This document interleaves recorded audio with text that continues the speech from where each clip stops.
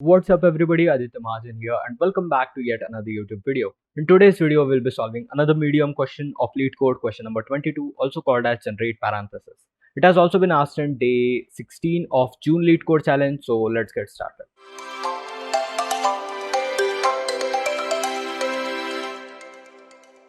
Given n pairs of parentheses, write a function to generate all combinations of well-formed parentheses. Okay, well-formed is important here. So we are basically given an input as integer and we need to output a vector of strings. Okay, we are also given one more constraint that n belongs to 1 to n. Okay, this says quite a lot of things. That is, I think brute force would also be accepted in this case. Okay, so if you take a look at some of the examples that we are given, so we are initially given n equal to 3 as input. So we basically have 3 opening and 3 closing curly braces, and we need to output all the valid formations that are possible with these parentheses.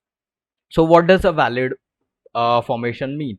Valid just means that you cannot close a curly brace before opening it. Okay, so something like this formation would be invalid. If you look at in the second example, we are given n equal to 1, so we have one closing and one opening, and this is the only valid formation that is possible. And this formation, that might be a probability that it might occur, but this is an invalid because we are earlier closing a curly brace than opening it. Okay, now let us look at how we can approach to the solution of the problem. The first approach that we'll be looking at is the brute force approach, and I think it is a very simple approach. What we can just do is we can start with generating all possible combinations that we can perform, form the string, and then after that validate for the each particular sequence. VALIT. Okay, so basically with given number of input, we'll generate, for first example we have n equal to 3, we'll generate all possible formations with opening and closing curly braces, and then for each sequence we'll just check if it is valid. So what we basically do, we will just generate all of them with the help of recursion. So we will start with an empty string. Okay, so and along with that empty string we'll require a variable so that we can point out at which location we are currently present on. Okay, so that this 0 is the pointer at which step we are in the string. Okay, and n is total number of parentheses that we are available. So in the recursion function, what we, this is the base case, that is whenever our pointer is at 2n, which is the total number of string characters that are available. Okay, in that case, this means that we have generated that particular sequence. So we'll just check if it is valid. Okay, so for generating, what we do, we just initially take the opening curly brace, push it to the string, and recurse for that particular way, for that particular branch. And for the next, we just pop it back, put the second possibility, that is the closing curly brace, and recurse for that. Okay, that's it. That's for generating all the possible formations. Okay, so the second step is to validate if that particular sequence is valid. In that case, we'll just create a balance variable. Okay, and increment that if we are encountering a opening curly brace, and decrement that if we are encountering a closing curly brace. And if at any point of time, if balance is less than 0, in that case we just return false, because that is not a valid sequence. Okay, so that's the solution for the brute force approach. So it is quite clear that we can use recursion for solving this problem, because we just have two choices, that is opening or closing curly brace. But how can we optimize it? Because in the previous step, previous method, what we did is we generated all possible combinations and then took which are valid ones. Okay, so for optimizing, is there a way that we can directly generate only the valid combinations? Okay, so to understand that, we'll first need to look at the decision tree that we have. Okay, so this is the decision tree for the first example, that is when n equal to 3. We will start with an empty output string, and then we'll have opening and closing curly braces variable. Okay, so at every step we'll have two decisions, whether to choose a closing curly brace or to choose an opening curly brace, right? So if we at the first step initially we choose the closing curly brace, then its complete half branch would become unbalanced, right? Because this is not the possibility that we want. Okay, So in that case, the opening would be 3 and the closing curly braces would remain with 2. So this complete branch would be invalid, and whatever all the combinations that are generated after it, right? So we'll just reject this complete recursion tree while recursing. Okay, so if we choose an opening curly brace at the first point of time, then we'll have output string to contain a opening curly brace, and open braces would be 2 and close braces would be 3, right? After that, then too, we have two decisions whether to choose an opening or closing. Okay, so if we choose a closing curly brace, then we'll have output to be opening and closing, and then open and close braces would be 2 and 2.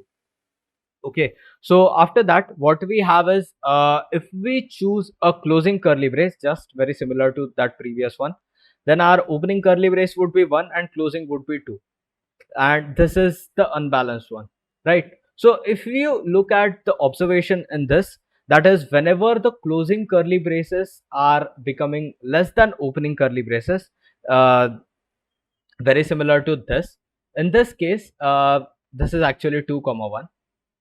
Okay, so in this case, our complete that particular branch of recursion is becoming unbalanced. Okay, so this is the way we can put a condition so that we do not go into that particular recursion branch. Okay, so now let us look at how we can implement this. So this is the code for the second approach, and we initially start with creating the vector v which we need to return. Okay, so this would basically contain all the valid combinations that are generated, right? After that, we'll create two variables, open and close, to keep the counter of how many opening and closing curly braces that we are remaining with. So after that, we will also create a string output which would be the answer that we will be just pushing back into the vector. After that, we will do a recursive function. I will call it solve, and we will pass open, that is number of opening curly braces, closing curly braces, the output string, and v, the final vector that we need to return. Now after that, in the recursive function, what we'll do, this is just the base condition. Whenever our opening and closing curly braces are completed, that is, we are left with 0 opening and 0 closing curly brace, this is the one possible combinations that we have. Okay, so we are reaching at this point after validating. Okay, so how it is being validated, we'll just look at that. This is the base condition, that is, when we are left with no opening and no curly brace, we'll just push it back to the vector. Now for the recursion part, that is to whether to put the opening and closing curly brace, we just have the condition that the opening curly brace can be put at any place, right? Because there is no condition that if the opening if we put an opening curly brace, then it wouldn't at any point of time become invalid, which is why if the only condition for the opening curly brace is that we have a opening curly brace. Okay, so if opening curly brace is 0, that means we are not left with opening curly brace, so we just we do not go here. If we have a opening curly brace, we'll just take the output that we are having and add it one more opening curly brace, and reduce the opening curly brace by 1 and recurse further, right? So as we just saw that there is a condition that whenever we put a closing curly brace, there are some possibilities that complete branch of recursion is becoming unbalanced. Okay, so the condition is that whenever the closing curly braces are greater than opening curly braces, in that case only, if we put a closing curly brace, then it is remaining balanced, right? Which is why we are just checking that if closing curly braces are greater than opening curly braces, in that case only we are just recursing further for closing curly brace. And that's it, that's the complete solve recursive method. And once we are returned from the recursive method, we are just left with the vector p, which contains all the valid combinations that are present, and we just return that. So now let us just try to run our code, and let's just submit it. Okay, and we are getting faster than 37%, less than 25. I'll just submit it once to see if we get some better runtime. Okay, just look at that. We got faster than 100% and less than 25%. So that's all for this video, guys. If you like the video, hit the thumbs up button. If you did not understand anything, comment below. Join the Discord server for future updates and future lead code questions. Subscribe to the channel, and that's all. See you in the next video. Bye bye.